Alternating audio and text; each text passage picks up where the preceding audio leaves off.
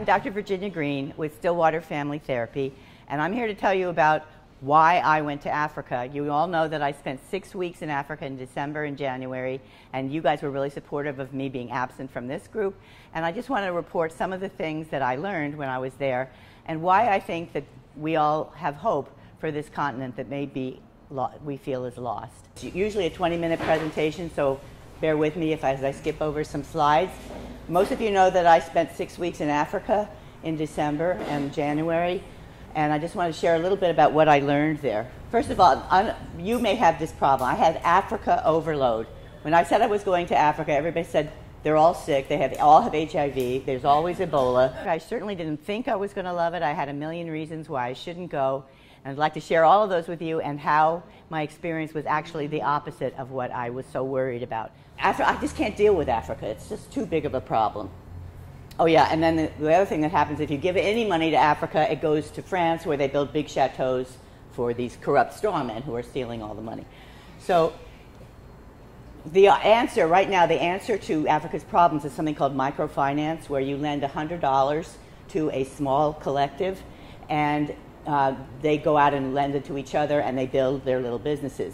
But meanwhile, China is going in and investing in oil wells and drilling and taking many of the resources that this continent has back to China and leaving nothing behind. And that's not because it's nothing against the Chinese. Certainly everybody, we have done it too.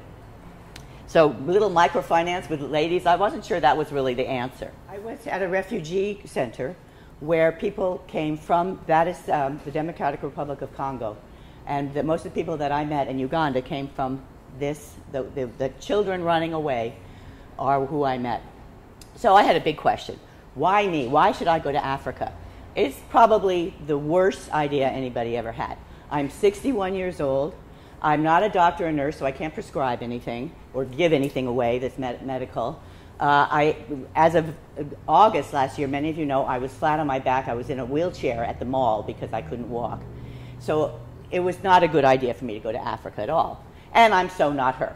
So my daughter Charlotte got online and found this little place called Hope of Children and Women that we went to. These are Bolingo and, oh my God, I forgot her name. Bolingo and his wife who run the place. And when the universe wants you to go, you go. And this is me packing for Uganda with my dog.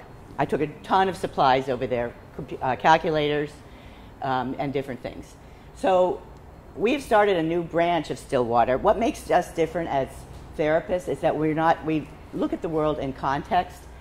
So we have started Stillwater Global, whose mission, dedicated to promoting mental health in countries where violence is pervasive by deploying experienced professionals to provide, demonstrate, and teach superior mental health practices.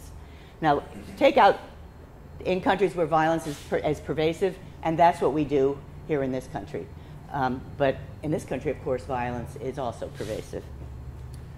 So we want to take a little bit of Redondo Beach to Tanzania. These are our offices in Redondo Beach, and this is me with the Maasai tribe that we visited in Tanzania. So if Charlotte, my daughter, was the first global mental health ambassador, guess who was the second one? That's me.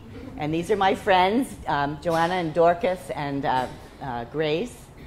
And this is where we were, the Hope of Children and Women Survivors of Domestic Violence. And there's about 90 children that we work with there.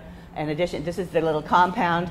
They've since moved to bigger space. We raised $14,000 so they could get into a bigger space. But this was the classroom. That's me. They call me Muzungu, which means white person. And this is Brenda, who did all the translating for me. She speaks perfect Luganda and very good English.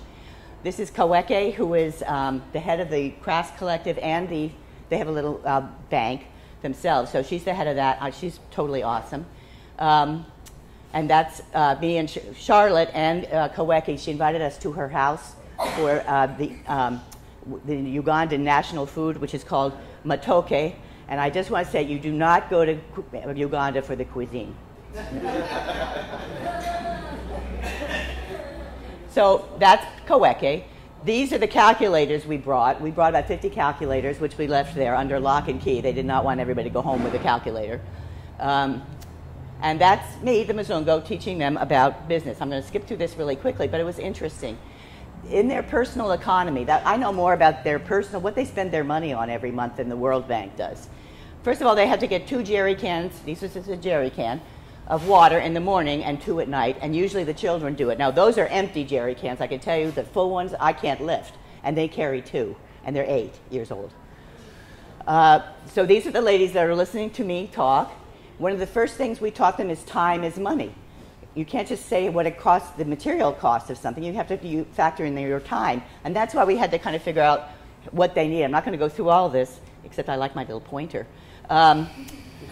This is their list of things that they spend their money on. And this is what it amounts to. So they don't, and that's their whole list. I mean, there is no other. There's no miscellaneous. There's no, fill-in. This is their list. And it comes to $11.79 a week. So they need to make $11 or 34,000 Ugandan shillings. So this was all a new idea for them. But they were listening like you guys are. I mean, they're like, tell me more. And they're playing their calculators and they're, writing stuff on the, I mean, how much money do I need was a concept they hadn't ever thought of. How do I budget for my life? So we went through a whole ordeal where we looked at some of the products they made, and we discovered there's one product, a pencil case, that takes 15 hours to make, but nobody wants to buy it for more than 3,000 shillings. So they need 34,000 shillings for 40 hours a week. That just doesn't compute. So we decided that we were never going to do pencil cases again. So that's the last pencil case that you will ever see from this collective. And this is the Art and Crafts Collective at work making stuff. We just did discover that mushrooms is a very profitable enterprise for them. So these are mushrooms growing in what they call little gardens, which are really just plastic bags with spores and husks in them. And and mushrooms are extremely profitable, so they're going to make more mushrooms, less pencil cases. Okay, so looking at all of this, when I was a boy and I would see scary things in the news, my mother would say to me, look for the helpers. You will always find people who are helping. And there we are. And I have to point out this little kid with his pipe cleaner glasses on. So this is Brenda, again, the same Brenda, reading to the children. So the whole point of going to Africa for me was, is there really any hope? Or do I have to just give up and a whole continent goes away? You must not lose faith in humanity. Humanity is like an ocean. If a few drops of the ocean are dirty, the ocean does not become dirty. Those were little Ugandan children. That was actually in Texas. But that's what keeps this hope alive, is the children, who are especially precious, and so are their mothers. And what you have in front of you is some samples of some of the work that they do in the collective. Thank you very much for helping and supporting and being so kind.